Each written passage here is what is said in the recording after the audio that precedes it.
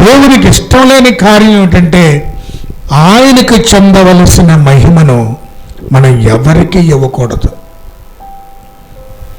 దేవునికి చెందవలసిన మహిమ దేవునికే మనం ఇవ్వాలి. ఎంత మహిమనివ్వాలి, ఎంత ఘనతనివ్వాలి దేవునికి, మనం అంత ఎక్కువ ఇవ్వగలిగితే మనం ఇవ్వగలిగినంత మహిమ ఘనత ఆయనకే ఇవ్వాలి. అందుకే భక్తుడు అంటాడు, మాకు కాదు యెహోవా, మాకు కాదు, సమస్త మహిమ ఘనత ప్రభావములు నీ నామమునకే చెల్లునుగాక. మనకి మహిమ కాదు, మనకి పేరొద్దు. మనకి పేరు రావాలని చాలామంది మా పేరు చెప్పాలి, మా పేరు చదవాలి, మా పేరు నలుగురిలో పలకాలి అని ఆశపడి దేవుని పేరుని మనం పైకెత్తకుండా, దేవుని నామాన్ని ఘనపరచకుండా, దేవుని నామాన్ని తక్కువ చేసి మనల్ని మనం హెచ్చు చేసుకుంటున్నాం. దేవుడు చెప్పిన మాట కూడా అదే. యెషయా గ్రంథం 42వ అధ్యాయము 8వ వచనం చదువుదామండి. యెహోవాను నేనే, ఇదే నా నామము. ఏ నామము? యెహోవా నామము. యెహోవా నామము క్రొత్త నిబంధనలో వచ్చిన తర్వాత, క్రొత్త నిబంధనలో ప్రభువైన యేసుక్రీస్తు వారి లోకంలోకి వచ్చి మనందరికీ రక్షణ ఇచ్చిన తర్వాత ఆయన కుమారుడైన యేసయ్య నామమే మనకు గొప్ప నామము. మనకున్న నామములన్నిటికంటే గొప్పదైన నామము, అత్యున్నతమైన నామము. మరి ఎవ్వనికి నా మహిమను నేనివ్వను. ఆయనకు చెందవలసిన మహిమ, ఆయనకు చెందవలసిన ఘనత, ఆయనకు ఇవ్వవలసిన ప్రాముఖ్యత, ఆయనకు వెళ్ళవలసిన స్తోత్రములు విగ్రహములకు నేను చెందనివ్వను అన్నాడు. మనం మన జీవితంలో దేనికి ఎక్కువ ప్రాధాన్యత ఇస్తాం? ఆయన బిడ్డలమైన మనం ఆశీర్వదించబడాలంటే, నిన్ను బట్టి నీ దేవుడు సిగ్గుపడకుండా ఉండాలి అంటే, నిన్ను బట్టి నీ దేవుడు ఆనందించువాడిగా ఉండాలంటే, నువ్వు దేవుణ్ణి మాత్రమే అన్నిటికంటే ఎక్కువగా ఎంచాలి. హల్లెలూయా.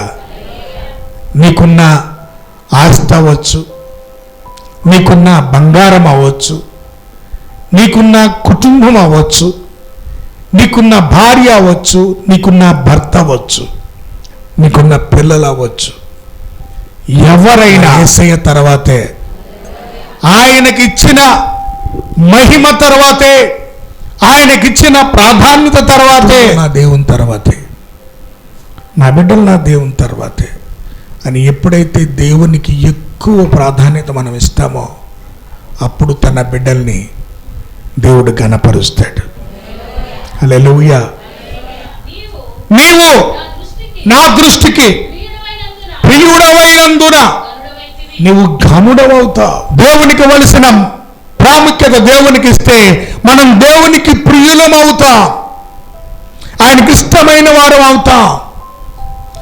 దేవునికి ఇష్టమైన వారు అయితే దేవుడు మనల్ని ఘనపరుస్తాడు. తన ప్రియుల్ని దేవుడు ఏం చేస్తాడట? ఘనపరుస్తాడు.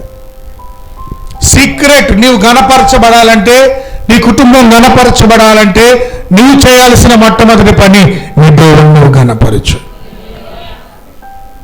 నీ రక్షకుని నువ్వు ఘనపరచు, నీ విమోచకుని నువ్వు ఘనపరచు. యాజకుడైన ఏలి దేవుని మందిరములో సేవ చేస్తున్న దైవజనుడైనటువంటి ఏలి అనే ప్రవక్త దేవునికి ఎక్కువ ప్రాముఖ్యత ఇవ్వకుండా, దేవుణ్ణి గొప్ప చేయకుండా, దేవుణ్ణి గొప్పవాడిగా ఎంచకుండా ఆయన తన పిల్లల్ని గొప్పగా ఎంచాడంట.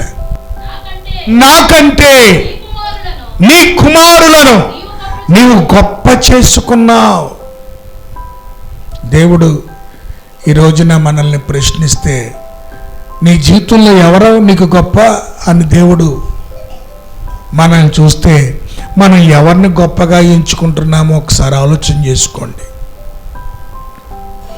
ఎక్కడికి వెళ్ళినా నీ దేవుణ్ణి బట్టి నువ్వు గొప్పగా ఎంచబడాలి. నిన్ను చూసిన ప్రతివారు నువ్వు ప్రభువుని నమ్ముకున్నావు అని అడగాలి. దేవుని బిడ్డలా కనపడుతున్నామండి మేము బయట కూడాను, మమ్మల్ని అడుగుతున్నారు నువ్వు దేవుని నమ్ముకున్నావా అని ఎంతమంది చెప్పగలరు దేవుని మందిరంలో ఈ రోజున? అంటే ఒక ప్రత్యేకత అంటూ మనలో లోకానికి కనబడుట కొరకే ఈ కార్యాలు చేయడం, కానీ వాటి వలన రక్షణ లేదు. అర్థమైందా మీకు? బొట్టు తీసేస్తే నువ్వు రక్షించబడతావని ఎక్కడ బైబిల్లో లేదు. పూలు తీసేస్తే పరలోకం వెళ్తామని లేదు. కానీ లోకం ఉంటున్నట్టు మనం ఉండకుండా ఉండడమే ఒక ప్రత్యేకమైన జీవితాన్ని జీవించటం. అందుకు మనం తీసేస్తున్నాం తప్ప పువ్వులు పెట్టుకున్న వాళ్ళు పరలోకం వెళ్ళకుండా ఉండరు, వెళ్తారు. కానీ నీ ద్వారా దేవుని నామం కనపరచబడదు. నువ్వు బయటకు వెళ్ళినప్పుడు నువ్వు దేవుని బిడ్డవని ఐడెంటిఫికేషన్, ఒక గుర్తింపు నీ ముఖం చూడగానే కలగాలి. అంటే లోకం ఉన్నట్టు ఉండకుండా ఉండడమే మనకి గుర్తింపు. లోకస్తులు జీవిస్తున్నట్లు జీవించకుండా ఉండడమే మన గుర్తింపు. ఆ గుర్తింపు మన ముఖం చూడగానే ప్రజలు మనల్ని గుర్తించగలగాలి. దేవునికి స్తోత్రం కలుగునుగాక. దేవుని పిల్లలు మీరు ప్రభువుని నమ్ముకున్నారా అని అడిగినప్పుడు మనసులో చాలా ఆనందం కలగాలి. మీరు కలుగుతుందో లేదో కానీ మీరు పాస్టర్ గారా అని అడిగినప్పుడు నాకు చాలా హ్యాపీ కలుగుద్ది. అంటే నా ముఖం వాళ్ళకి దైవజనులా కనబడుతుంది, ప్రభువా నీకు వందనాలు అంటూ ఉంటాను నేను. ఏలి అనే ఈ భక్తుడు దేవుణ్ణి గొప్పగా ఎంచవలసిన వాడు, దేవుణ్ణి ఘనపరచవలసిన వాడు, దేవుణ్ణి స్తుతించవలసిన వాడు, దేవునికి స్తోత్రాలు అర్పించవలసినటువంటి ఏలి తన పిల్లల్ని గొప్ప చేసి 1 సమూయేలు గ్రంథము 2వ అధ్యాయము 29వ వచనమును మనం చదువుదాం. నా నివాస స్థలమునకు నేను నిర్ణయించిన బలి నైవేద్యములను మీరేలా తృణీకరించుచున్నారు? మిమ్మను క్రొవ్వబెట్టుకొనుటకై నా జనులకు ఇశ్రాయేలీయులు చేయు నైవేద్యములలో శ్రేష్ఠ భాగములను పట్టుకొనుచు నాకంటే నీ కుమారులను నీవు గొప్ప చేయుచున్నావు. నాకంటే ఎక్కువగా నీ కుటుంబాన్ని నీవు గొప్ప చేయుచున్నావు. దేవుని కంటే దేనిని మనం గొప్పగా చేసినా అదే మన జీవితంలో విగ్రహం. నాకు చెందవలసిన మహిమను నేను విగ్రహములకు చెందనివ్వను. మాకి విగ్రహాలు ఏమున్నాయండి? మీ విగ్రహాలన్నీ తీసేసాం ఎప్పుడో మా ఇంట్లోంచి అనొచ్చు మీరు. ఆ విగ్రహాలు కాదు. దేనికైతే మీరు ఎక్కువ ప్రాధాన్యత ఇచ్చేలాగా మీ మనస్సు చేస్తుందో అదే మీ జీవితంలో విగ్రహం. నాకు దేవుడి కంటే డబ్బు ఎక్కువండి. మరి అప్పుడు విగ్రహం ఏమైంది? డబ్బే విగ్రహం అయింది. నాకు దేవుడి కంటే పిల్లలే ఎక్కువండి. ఏ విగ్రహం అయింది నీ జీవితంలో? నీ పిల్లలే విగ్రహం. యేసుక్రీస్తు వారు అన్నాడు, నా నిమిత్తం నీ తల్లి ఇంటిని, తండ్రి ఇంటి వారిని విడిచి వచ్చేయమన్నాడు. నా సేవ కొరకు, నా కొరకు, నా పని కొరకు నీ కుటుంబాన్ని విడిచిపెట్టిరా అన్నాడు. శిష్యులందరూ కూడా తమ తమ కుటుంబాలను విడిచిపెట్టి పరిచర్యకు వచ్చారు, సేవకు వచ్చారు. వాళ్ళ కుటుంబాలను విడిచిపెట్టిన కారణాన్ని బట్టి ఆ శిష్యులకు దేవుడు ఈ యొక్క లోకాన్నే ఒక కుటుంబంగా ఇచ్చేసాడు. తోమా అనే శిష్యుడు మన భారతదేశం, కేరళ రాష్ట్రం, తమిళనాడు రాష్ట్రాలు ఆయన ప్రయాణమై వచ్చాడు. వచ్చి ఆయన బ్రాహ్మణులకు సువార్తను ప్రకటించాడు. తోమా ద్వారా భారతదేశం సువార్త వచ్చింది. తోమా ఎవరు? ప్రభువైన యేసుక్రీస్తు వారి యొక్క శిష్యుడు. కాబట్టి దేవుని వాక్యం చెప్తా ఉంది, నాకంటే నీ కుమారులను నీవు ఎక్కువగా గొప్పగా ఎంచుకున్నావు. ఇప్పుడు అది నా మనస్సునకు కేవలము ప్రతికూలమైంది. దేవుణ్ణి హెచ్చించేవారే దేవునికి ఇష్టం. చెప్పండి, దేవుణ్ణి ఘనపరిచేవారే దేవునికి ఇష్టం. నీ జీవితం ద్వారా దేవుడు ఘనపరచబడాలి. నీ ద్వారా దేవుని ఘనపరచబడాలి.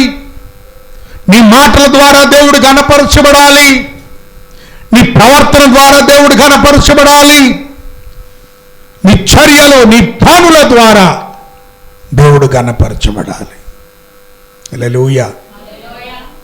ఘనపరుద్దామా యేసయ్యని? అమ్మా, ఘనపరిచే వారంగా ఉందామా? మొదటి సమూయేలు గ్రంథం 2వ అధ్యాయం 30వ వచనంలో నన్ను ఘనపరచు వారిని నేను ఘనపరుస్తాను. నన్ను ఘనపరచు వారిని, చెప్పండి వెనక, నన్ను ఘనపరచు వారిని నేను ఘనపరచుదును. నువ్వు ఘనపరచబడాలంటే, మనము ఘనపరచబడాలంటే మనం చేయాల్సిన పని యేసయ్యని ఘనపరచాలి. యేసయ్య బిడ్డల్ని ఘనపరచాలి. దేవుణ్ణి ఘనపరచాలి. దేవుని పిల్లల్ని ఘనపరచాలి. దేవుని సేవకుని ఘనపరచాలి. ఘనపరచాలి, గొప్ప చేయాలి. ఈరోజున మన జీవితంలో ఎవరిని బట్టి మనం అతిశయపడుతున్నాం? ఎవరిని బట్టి మనం గర్విస్తున్నాం? కొందరు గుర్రములను బట్టి, కొందరు రథములను బట్టి, కొందరు వారికి ఉన్న కారులను బట్టి, వారికి ఉన్న వాహనములను బట్టి, వారికి ఉన్న సంపదను బట్టి, వారికి ఉన్న ఆస్తిని బట్టి, వారికి ఉన్న జ్ఞానమును బట్టి అతిశయపడుదురు గాని మనమైతే మన దేవుడైన యెహోవా నామమును బట్టి అతిశయపడుతున్నాం. చప్పట్లు కొట్టి దేవుని నామాన్ని కనపరచు. మన దేవుడైన యెహోవా నామమును బట్టి మనం అతిశయపడాలి.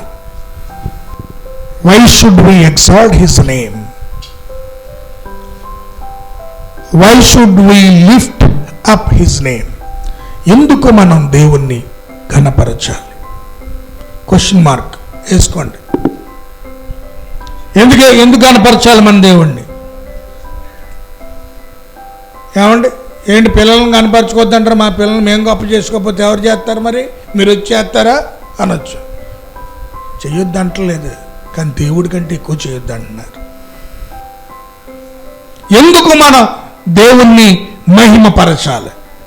ఎందుకు మనం దేవుణ్ణి ఘనపరచాలి? నెంబర్ 1, ఆయన నామమును బట్టి మనం దేవుణ్ణి ఘనపరచాలి. ఆయన పేరే గొప్పది. స్తోత్రం కలుగును గాక. హల్లెలూయా. ఎందుకు ఘనపరచాలంటే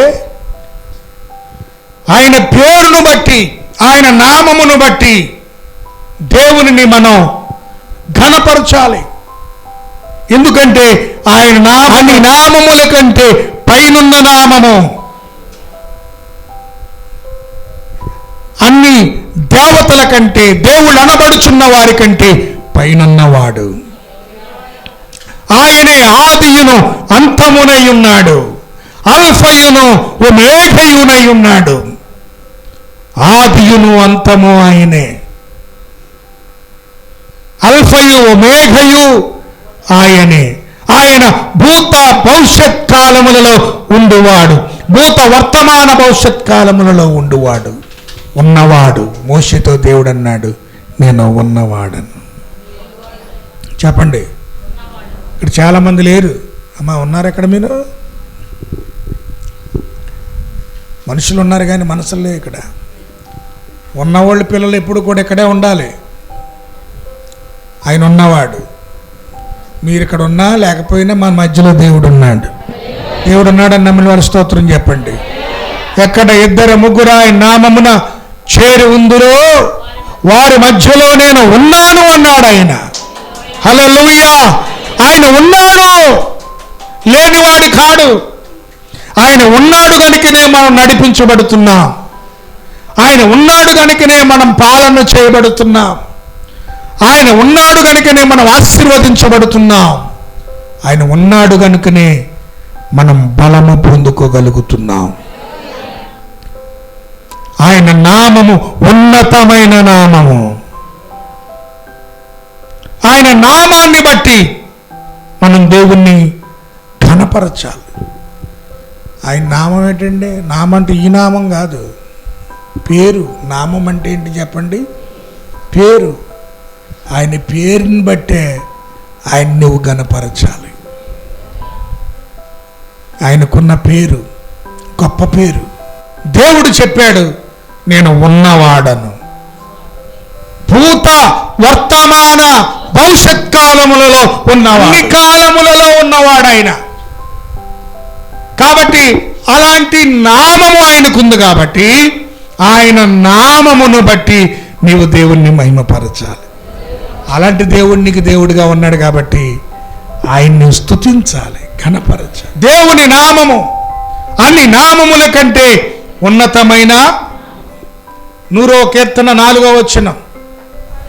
కీర్తనలు పాడుచు దేవుని సన్నిధికి రండి, ఆయన్ని స్తుతించుడి, ఆయన నామమును మీరు ఘనపరచుడి. హల్లెలూయా.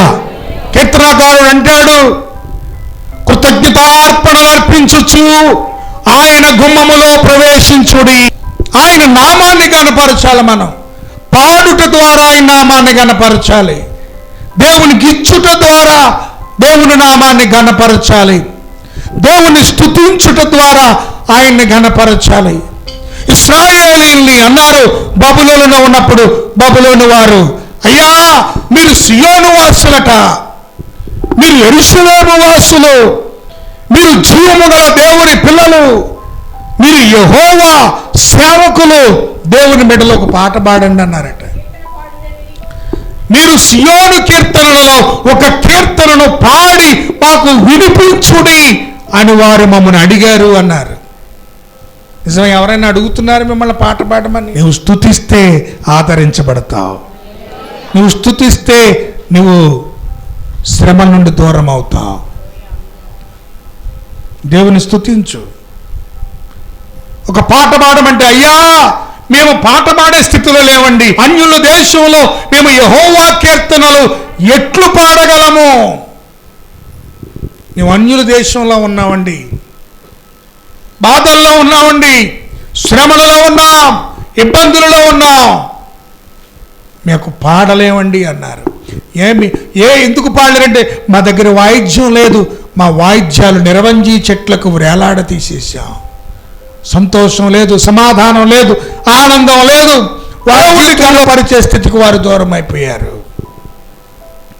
ఈరోజున మనం దేవుణ్ణి పాడగలిగి దేవుణ్ణి స్తుతించగలిగే స్థితిలో దేవుడు మనల్ని పెట్టాడు. ఈ స్థితిలో ఉన్నప్పుడు నీవు దేవుణ్ణి ఘనపరచాలి. ఎందుకు ఘనపరచాలంటే ఆయన ఏమై ఉన్నాడో దాన్ని బట్టి నువ్వు దేవుణ్ణి ఘనపరచాలి. ఆయన ఏమై ఉన్నాడంటే ఆయన నామము గొప్ప నామము, ఆయన నామము ఉన్నతమైన నామము, ఆయన నామమును బట్టి నువ్వు దేవుణ్ణి ఘనపరచాలి. You have to exalt his name because of his name. ఆయన నామమును బట్టి నీవు దేవుణ్ణి ఏం చేయాలి? ఘనపరచాలి. కీర్తనల గ్రంథము 34వ కీర్తన 3వ వచనం. మాతో కూడి మనమందరం, దేవుని స్తోత్రం. అక్కడ అంటాడు కీర్తనకారుడు, మాతో కూడి యెహోవాను ఘనపరచుడి. మనము ఏకముగా కూడి ఆయన నామమును గొప్ప చేద్దాం. చేతులెత్తి గట్టిగా దేవునికి స్తోత్రాలు చెల్లించండి. హల్లెలూయా. మనమందరము ఏకముగా కూడి ఆయన నామమును గొప్ప చేయదము. ఎందుకు వచ్చాం దేవుని మందిరానికి? మనం గొప్పవాళ్ళుగా చూపించుకోవడానికా, లేకపోతే నేను గొప్పవాడిని చూపించుకోవడానికా? అందరం కలిసి ఆయన నామాన్ని గొప్ప చేయడానికి, ఆయన గొప్పవాడని చెప్పడం ఒకటే కాదు, అందరం ఆయన నామాన్ని పైకెత్తాలి, యేసయ్యను ఎత్తాలి. మనం ఏకముగా కూడి ఆయన నామమును గొప్ప చేద్దాం. గొప్ప చేసేవారంగా ఉందామా? ఎందుకంటే ఆయన్ని గొప్ప చేస్తే నిన్ను గొప్ప చేస్తాడు ఆయన. హల్లెలూయా. మనం గొప్ప చేయబడాలంటే ఒకటే సూత్రం, దేవుని గొప్ప చేయడమే. గొప్ప చేసే వారిని అందరినీ దేవుడు గొప్ప చేస్తాడు. నన్ను ఘనపరచు వారిని నేను ఘనపరుస్తాను. అతడు నా నామమును ఎరిగిన వాడు గనుక నేను అతన్ని ఘనపరుస్తాను. అతను నన్ను ప్రేమించుచున్నాడు గనుక నేను అతన్ని తప్పించేదను. నువ్వు తప్పించబడాలన్నా ఘనపరచబడాలన్నా దేవుణ్ణి ప్రేమించాలి, దేవుణ్ణి ఘనపరచాలి. అతన్ని విడిపించి అతనిని గొప్ప చేయుదును. ఏం చేస్తాడట? విడిపిస్తాడట. దేవుణ్ణి ప్రేమిస్తే ఎందులోంచి? ఆపదల్లోంచి, శ్రమలోంచి, ఇబ్బందుల్లోంచి, అపవాది కట్టుల్లోంచి దేవుడు నిన్ను విడిపిస్తాడు, గొప్ప చేస్తాడు. యెషయా గ్రంథం 43వ అధ్యాయము 22వ వచనం. యాకోబు నీవు నాకు మొరపెట్టుట లేదు, ఇశ్రాయేలు దహన బలులుగా గొర్రె మేక పిల్లలను నీవు నా యొద్దకు తేలేదు, నీ బలుల చేత నన్ను ఘనపరచలేదు. స్తోత్ర. దేవుడు నేరారోపణ చేస్తున్నాడు ఇశ్రాయేలీలతో. నువ్వు నన్ను ఘనపరచలేదు, నువ్వు నన్ను స్తుతించలేదు, నువ్వు కానుకిచ్చి నన్ను ఘనపరచలేదు అంటున్నాడు. అంటే బలులు నైవేద్యాలు ఆ రోజులు అర్పించి దేవుణ్ణి ఘనపరిచేవారు. నీ మొక్కుబడి చెల్లించి నన్ను నీవు ఘనపరచలేదు. సరే కదా, నీ పాపముల చేత నువ్వు నన్ను విసిగించావు, నీ దోషముల చేత నన్ను ఆయాస పెట్టావు, నన్ను ఘనపరచవలసిన దానికి బదులు నువ్వు నన్ను విసిగించావు. చాలామంది ఒకవేళ దేవుణ్ణి విసిగించేవారిగా ఉన్నారేమో. దేవుడు చెప్తున్నాడు నువ్వు ఘనపరచాలి. ఏం చేయాలి? మనం విసిగించకూడదు, ఆయన్ని ఆయాస పెట్టకూడదు. దేవుణ్ణి మన పనుల ద్వారా, మన క్రియల ద్వారా, మన నడకల ద్వారా, మన చర్యల ద్వారా దేవుడు ఆయాసపడుతున్నాడేమో. దేవుడిని ఆయాస పెట్టకూడదు. దేవుడు అంటున్నాడు నీవు ఘనపరచలేదు, నీ నైవేద్యముల ద్వారా నన్ను ఘనపరచలేదు, నీవు బలుల ద్వారా నీవు నన్ను ఘనపరచలేదు, నువ్వు నన్ను తృప్తిపరచలేదు, నీ పాపముల చేత నీవు నన్ను ఆయాసపరిచావు, నన్ను విసిగించావు, నీ దోషముల చేత నన్ను ఆయాసపరిచావు. ఈరోజున ఎలాగున్నాం మనం? దేవునికి ఘనత తెచ్చేవారముగా ఉన్నామా? ఘనపరిచేవారుగా ఉన్నామా? దేవుణ్ణి ఆయాసపరిచేవారుగా ఉన్నామా? లేక ఆయన్ని విసిగించేవారుగా ఉన్నామా?